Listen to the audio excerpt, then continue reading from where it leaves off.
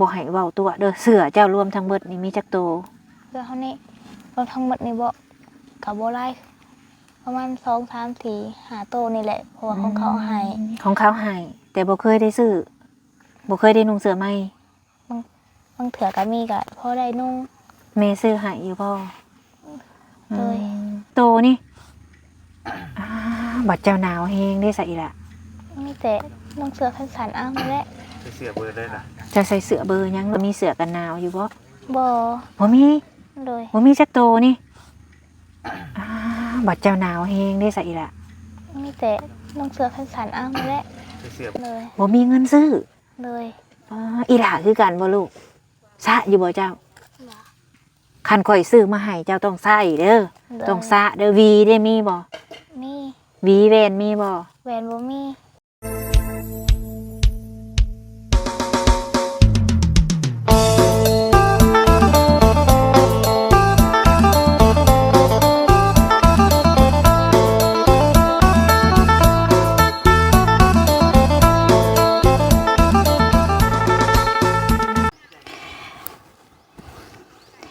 กับทักทายสบายดีพี่น้อง FC ปาลุงเบิดสุคนนะบัว FC ทั้งฝั่งลาวฝั่งไทยและก็ต่างประเทศยินดีต้อนรับเข้าสู่ช่อง YouTube สาวบุญมาบ้านเฮาคือเก่าเด้อพี่น้องเด้อเอามาพ้อกันคือเก่าคือเดิมพี่น้องเอ้ยกับช่องสาวบุญมาเนาะพ้อกันมื้อนี้พี่น้องเอ้ยเมื่อวานนี่เนาะทางสาวบุญมาหาทางน้องรจนาครั้งแรกพี่น้องเอ้ยน้องรจนาอายุ15 ปีแล้วก็น้องคนที่2ชื่อน้องพดคนที่3ชื่อน้องนุ่นเนาะครอบครัวของเพิ่นนี่ทุกข์ยากลำบากแห้งพี่น้องแม่นี่ไปหาขอข้าวทุกมื้อว่าซั่นส่วนพ่อนี่เสียตั้งแต่น้องเพิ่นยังน้อยเนาะพอดีเมื่อวานนี่ทางสบุญได้มาหาทางน้องเพิ่นเป็นครั้งแรกพี่น้องเอ้ยก็ถือว่าครอบครัวลำบากสุดๆพี่น้องเนาะข้าวขาดแรงแกงขาดหม้อ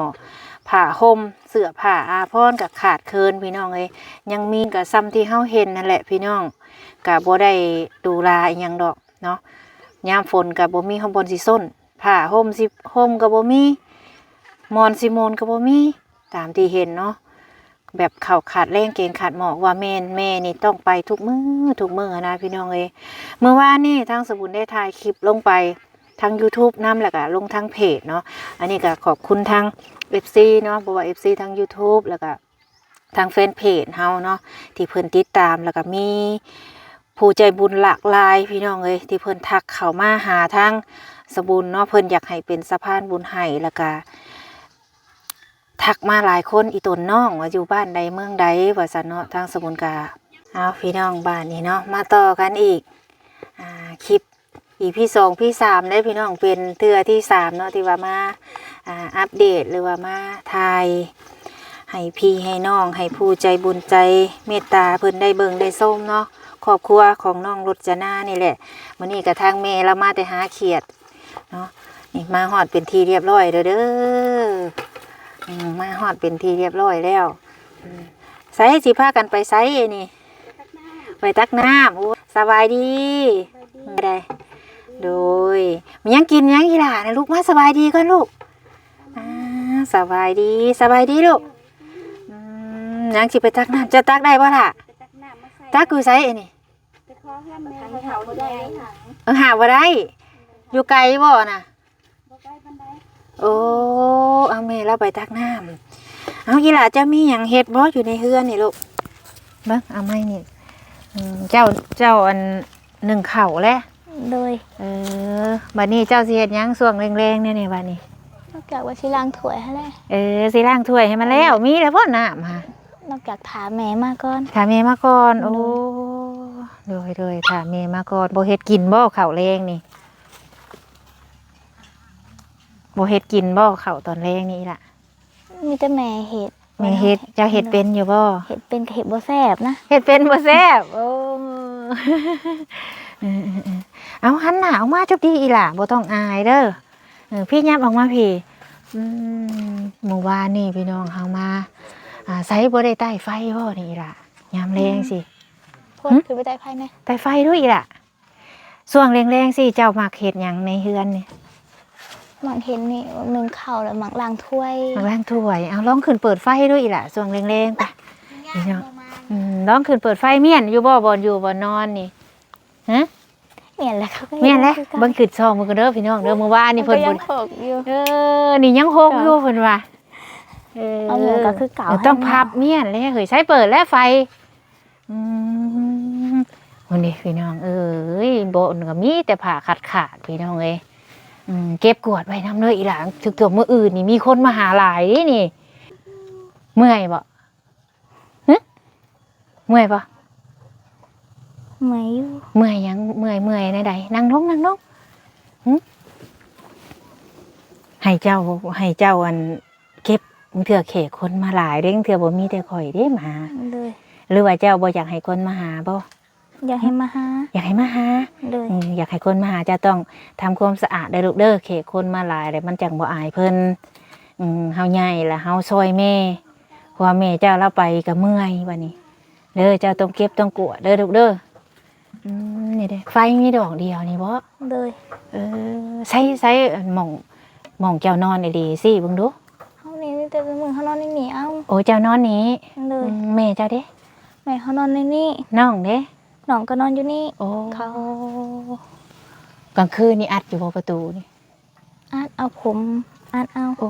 อัดก็คือเก่าแล้วกับแนวเฮือนมันนั่นอันนั้นเนาะละเนาะ เลย ตากระบะกระเพาะพี่น้องเอ้ยเนาะอยากได้อยู่บ่ผ้าห่มใหม่เจ้าก็ได้ อยากได้ อยากได้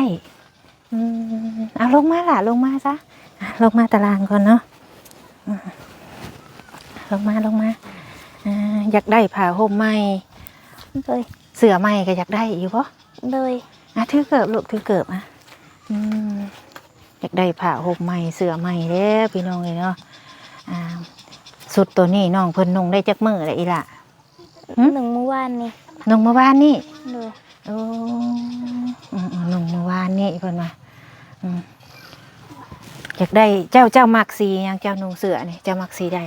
มักนี่มักสีฟ้า มักสีฟ้าแบบนี้บ่ เลย เจ้าก็มักใส่สุดกีฬาบ่ล่ะ มักอยู่ มักใส่เสื้อสีฟ้าแล้วว่ะอยากได้ผ้าห่มใหม่เสื้อใหม่เนาะล่ะเนาะ เลย โอ้ยบอกเป็นมัดครบบ่ข่อยมาเฮือนเจ้า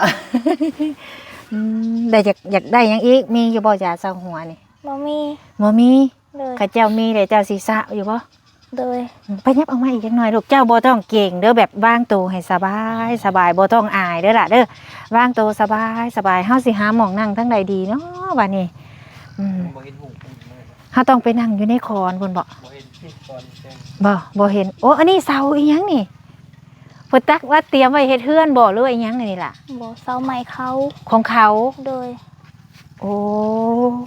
อุ้ยเกือบข่อยเตะเสียมโอ้พี่น้องเลยเนาะทางเรือนซานของน้องเพิ่นก็จักสิว่าจังใดเฮาก็ได้อีหล่าได้มักนุ่งเสื้อสีหยังลูก ชิมวะ มักสีม่วงเจ้าเด้นุ่นบ่ เลย จะมักนุ่งเสื้อสีหยังนางสีแดง สีฟ้าสีม่วงสีแดงเพิ่นว่าเดี๋ยวสิหาหม่องนั่งก่อนพี่น้องเมื่อยยืนเด้เมื่อยกับน้องเด้เนาะเบิ่งมาพี่อีหล่ามาโอ้ยพี่นางไงเนาะทางน้องเพิ่นน่ะบ่มีฮอดยาสระผมสบู่ได้ล่ะมีบ่ บ่มี เจ้าอาบน้ำนี่เจ้าบ่ได้สู้บ่ มันคันบ่มีกับบริสุคันมีก็ได้สุ ซุมื้อนี้บ่ได้สู้บ่ เลย ของแม่เจ้าก็บ่มีบ่ล่ะ เลยมีกับมันยังเหลือหน่อยเดียว โอ้ยังเดือนน้อยเดียวยาสระหัวนี่ก็บ่มี บ่มี อาบน้ำนี่ไปอาบอยู่พุ่น เลย บ่เจ้าน่ะตักน้ำบ่ได้ขุมันใหญ่ เลย ก็เอาบ่เต็มอีหล่ะแสดงว่าแม่เพิ่นนี่แบบว่าฮักลูกอีหลีพี่น้องเอ้ยเห็นบ่ละมาแต่ไม่เมื่อยแล้วก็ต้องไปตักน้ำตักหยังมาบ่เจ้าไปอาบเด้สามีตักให้อาบบ่ บ่ไปหาอาบ โอ้ไปอาบอยู่พุ่นไกลบ่จากนี่ไปล่ะ มันเถื่อก็หาอาบเพื่อนนี่ เพื่อนแม่เฒ่านี่ โดย โอ้ ของอาบน้ำ เพิ่นบ่ได้ให้บ่ บ่ เพิ่นให้ใส่น้ำอยู่ เลย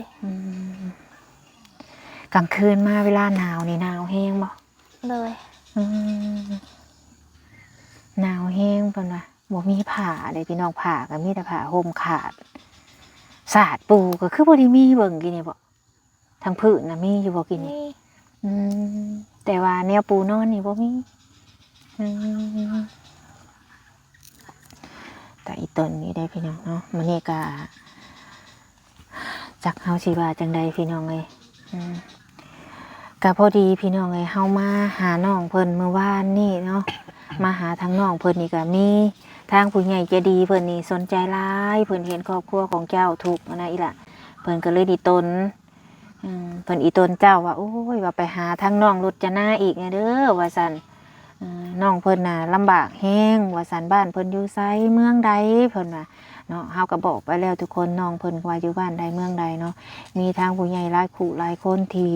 ทักเข้ามาผู้เพิ่นใจบุญทักเข้ามาหาเนาะว่าเพิ่นอยากน้องเพิ่นอยู่ไสอยากอัน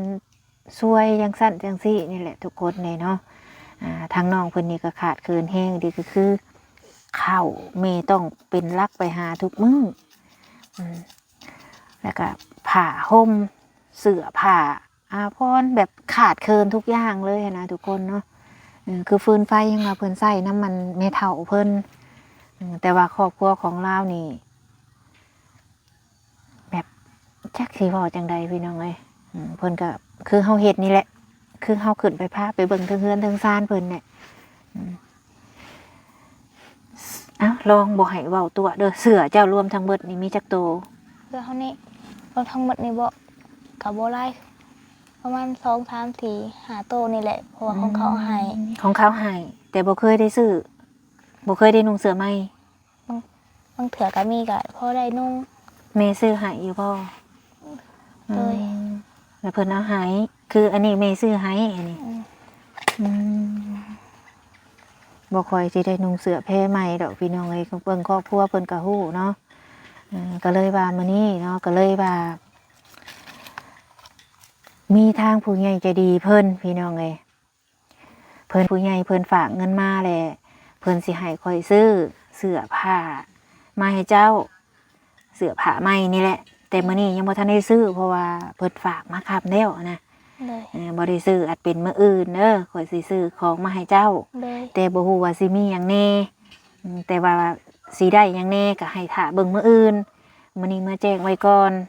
ว่ามีผู้ใหญ่เพิ่นฝากเงินมาให้มาซื้อเครื่องของให้ในครอบครัวเจ้านี่แหละเด้อ เลย ทางแม่เพิ่นหากันมาแต่ตักน้ำพี่น้องเอ้ยโอ้ป้าต้องหาบน้ำมาแล้วก็ได้พุ่นนะ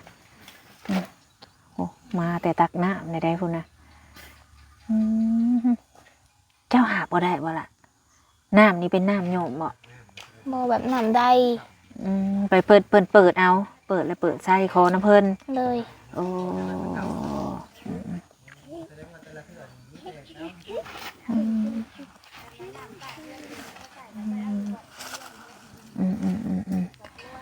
มานั่งอยู่อีหล่ะมานั่งอยู่เจ้าก็ดีใจอยู่บ่มีผู้ใหญ่ที่ซื้อเครื่องซื้อเสื้อซื้อแพรให้นี่ เลย ดีใจ เลย ลองขอบใจเพิ่นเบิ่งลูกๆนบมือขึ้นขอบใจ ขอบ เด้อ ใจเด้อ ผู้ใหญ่ใจดี ผู้ใหญ่ใจดี ที่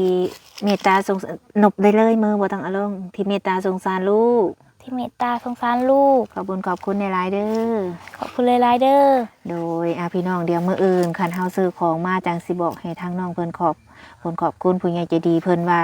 มีหลายคนเนาะที่เพิ่นทักมาเฮาก็สิเฮ็ดตามหน้าที่ของเฮาจัดให้ทุกผู้ใดเพิ่นฝากมาให้ซื้อแบบใดเนาะเฮาก็สิซื้อมาให้เฮาก็ดีใจนำเด้ออีหล่าเด้อเดี๋ยวสิซื้อเสื้อผ้าใหม่มาให้เด้อ เลย น้องเพิ่นมักสีฟ้าผู้นี้สีม่วงผู้นี้สีแดงบ่อีหล่าบ่สีแดงพี่น้องเจ้าก็มีเสื้อกันหนาวอยู่บ่ บ่ บ่มี เลย บ่มีจักโตนี่บัดเจ้าหนาวแฮงได้ซะอีหล่ะ มีแต่น้องเสือขันๆอ้าวนั่นแหละ เสียเบอร์ได้นะ จะใส่เสื้อเบอร์หยังลูกโอ้ยเบิ่งเพิ่นออกก็ฮู้แหละนี่ผู้นี้น้อยอันนี้ก็บ่มีบ่ล่ะเสื้อกันหนาวเจ้าก็บ่มีบ่ลูกมีบ่เสื้อกันหนาว มีกับมีบัวลายอยู่ประมาณ2-3ตัวนี่แหละ ผู้น้องนี้ เลยส่วนลายมีแต่สุดเด็กน้อยเขาให้ โอ้แบบคนไหมาที่มีเสื้อแขนยาวค่ะ เลย โอ้โดยเอา เอานั่งอยู่จักดีลูกบ่ตบมือเด้อนั่งฟังเด้อโอ้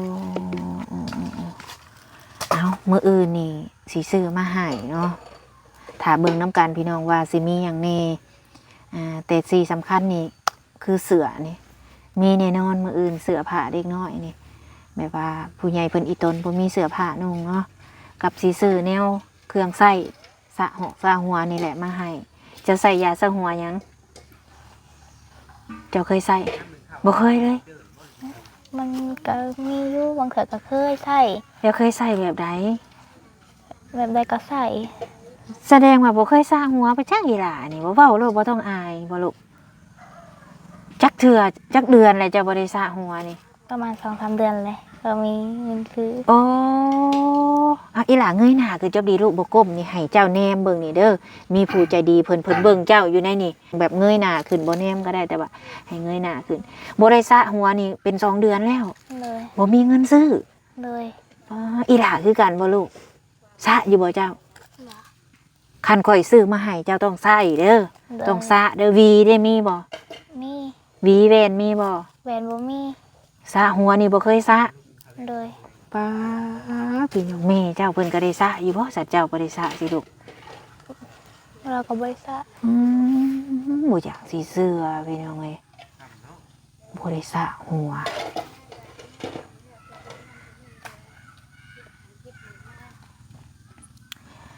มามื้ออื่นนี่ให้เปลี่ยนชุดใหม่เด้อบ่ให้นุ่งตัวเก่าให้อาบน้ำเด้อมื้ออื่นนี่มาเด้ออีหล่าเด้ออุ้ยบอกไปตากะบะพี่น้องเอ้ยบ่ได้สระหอดหัวว่าซั่นพุ่นส่วนแม่เพิ่นล้างถ้วยอยู่พุ่นไปล้างต่อลูกบัดนี้เฮาก็เลยแบบว่าอยากมาบอกข่าวดีน้องเพิ่นนะพี่น้องที่ซื้อเสื้อซื้อหยังมาให้น้องเพิ่น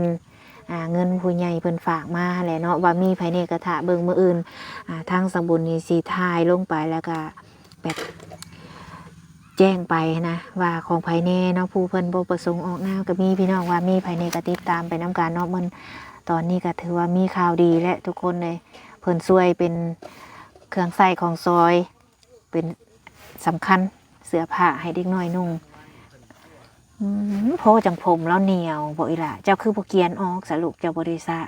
จะมักผมยาวบ่ เลย คนในโรงเรียนเจ้านี่บ่ได้ลงจะออกแล้วแม่นบ่ เลย จะอ่านได้แล้วบ่ลูก อ่านได้อยู่ อ่านได้แล้ว เลย คนนี้อยู่ป .1 บ่ เลย แต่เจ้านั้นฮอดป .5 แล้วออก เลย อ่านได้แล้วออกเป็นได้คือออก มีเงิน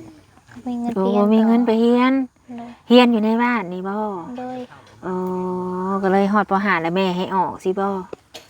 เลย ออกได้จักปีแล้วลูก ออกได้ประมาณ2 ปี ค่าพ่อเสียนี่บ่ เลย ค่าพ่อเพิ่นเสียนี่น้องเพิ่นก็เลยออกโรงเรียนบ่มีเงินล่ะอีหลานี่ล่ะว่าบ่ต้องอายเด้อมีหยังให้เว้าโลดให้เว้าความจริงบ่ให้ขี้ตัวผู้ใจดีเพิ่นบ่มักคนขี้ตัวเด้แต่เพิ่นก็มักคนสะอาดให้อาบน้ำอาบในเด้อลูกเด้อ เลย ถ้าเป็นแม่ย่าแม่ยิงคือว่าแหละพี่น้องบ่มีสบู่บ่มียาสระผมบ่มีทุกสิ่งทุกอย่างอะนะมันก็เลยกลายให้เฮาบ่ได้สระหัวเฮาก็เลยมีให้สระได้บัดนี้คันซื้อมาเดี๋ยวมื้ออื่นสิซื้อมาให้เด้ออีหล่ะเด้อ เลย มื้ออื่นนี่สิมาหาอีกแม่เจ้าเดี๋ยวสิเว้านำลาวพี่น้องเนาะถ้าเป็นไปได้ก็คันสิให้ละอยู่ก็ยันละอดบ่ได้นะเพราะว่าทางเรานี่คนดุเราต้องไปทุกมื้อแม่นแล้วว่าอีหล่ะ เลย ต้องไปทุกมื้อเลยทุกคนเนาะโอ้เราล้างถ้วยจะบ่ไปล้างซอยเราบ่เบิ่งสิถามความรู้สึกอีกนี่หลังจากข่อยแจ้งว่าสิมีผู้ใจดีซื้อเสื้อให้เลยเป็นจังได๋ล่ะความรู้สึกเจ้าดีใจซำใดลองเว้าให้ FC ฟังมึงดู ดีใจ เว้าไปอีก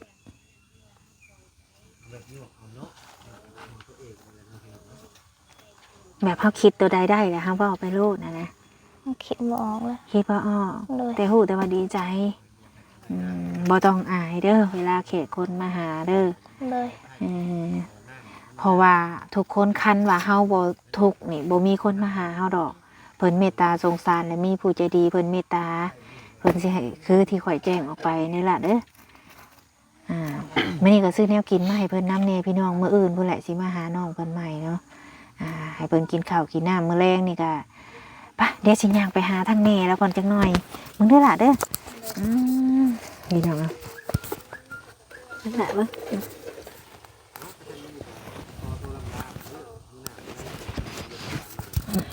ย่างไปทั้งแม่เจ้าบุยละคำเลยได้มานี่บอแอนเลยมากับบอแอนคือเก่าเลยพี่น้องเลยเนาะโดยสบายดีเอาให้อีหล่าซอยเมย์เพิ่นล่างซะของเพิ่นเอาไห้ว่าซันโดยเมื่ออื่นก็สิไปอีกบ่เจ้านะสบายดีเด้อทั้งเมย์เมื่ออื่นก็สิไปอีกบ่สิป้าลูกอยู่เพื่อนอีกอื่นก็จะไปหาเขียดคือเก่าค่ะนั่งลงลูกนั่งลงโอ้นี่เด็กเพิ่นเอาให้เราอ่ะมื่ออื่นสิไปหาคือเก่าเราไปเตะเช้าไปเตะจักโมงนี่ไปตอน7 โมงเช้าโอ้ไปเตะหอดพุ่นก็10 โมงแล้วโดยเพิ่นลงหาเขียดพอดีว่ามื้อนี้เนาะข่อยมาแจ้งข่าวดีนะมีผู้ใจดีเพิ่นสิมาให้ข่อยซื้อเครื่องซื้อของมาให้มื้ออื่นโดยผู้ใจบุญเพิ่นนั่นแหละเพิ่นเห็นแล้วเพิ่นอีตนข่อยมาหาลูกแก้วเมื่อวานนี่เพิ่นว่าให้ซื้อเครื่องมาให้ว่าซั่นมื้ออื่นแต่บ่ฮู้ว่าเป็นหยังแน่ก็ถ้าเบิ่งนํกันนี่แหละเฮาสิเว้าไปก่อนบ่ได้เพราะว่าเฮาก็ยังบ่ได้ซื้อเนาะมีแต่มาแจ้งว่าให้ฮู้นะว่ามีผู้ใจดีเพิ่นมองเห็นแล้วนะโดยใจหลายๆเด้ออยู่ดีมีแฮงกันที่เห็นผู้ขาความถูกข์ความยากที่มีอุปถัมภ์คำสู้ผู้ขาโดยดีใจหลายดีใจอะไรมีคนอุปถัมภ์คำสู้มีคนมาซอยเหลือโดยดีใจแห้งดีใจจะตื่นเต้นแห้งเรื่องโบกตื่นสั่นแล้วเขาโดยคันว่าให้ยุดมื้ออื่นนี่ยุดได้บ่ยุดถ้าหับของยุดได้บ่ได้อยู่โดยถ้าจังซั่นเลยเจ้าพักก่อนเด้อมื้ออื่นเด้อถ้าอันหับของก่อนเพื่อว่ามีผู้ใหญ่เพิ่นให้มานะอยากให้เพิ่นเห็นเจ้านำสินะมื้อหน้าจังไปเด้อโดยอยากให้เราอยู่นำนะเพื่อว่าเฮามีเครื่องมีของก็อยากให้อยู่นำกันเนาะพร้อมหน้าพร้อมตาพร้อมครอบครัวสินะคือว่าเจ้าว่าจังได๋ถ้าบ่แอนความคิดเจ้าโดยก็อยากให้เพิ่นหยุดนั่นแหละโดยอยากให้หยุดเพราะว่าเฮาสิมีแนวมาให้มื้ออื่นเนาะโดยจังซั่นเดี๋ยวข่อยกลับก่อนเด้อมันค่ำนี่เด้อเดินทางไปที่ผักโดยสบายดีเด้อสบายดีอีล่ะโดยสบายดีพี่น้องเอ้ยมื้อนี้ก็ทางเฮาก็ได้มาบอกข่าวดีแล้วนำเนาะว่าสิซื้อเครื่องซื้อของมาให้นำครอบครัวน้องพุ่นนี่แหละว่าสิมีหยังแน่ก็ติดตามไปนำกันเนาะทางสบุญก็ขอบบุญขอบคุณทางผู้ใหญ่ใจดีเนาะที่ไว้วางใจให้เป็นสะพานบุญให้มื้ออื่นพี่น้องเอ้ยเฮาสิซื้อเครื่องมาให้เพิ่นมื้อนี้ขอตัวลาพระจากไปก่อนสำบายดี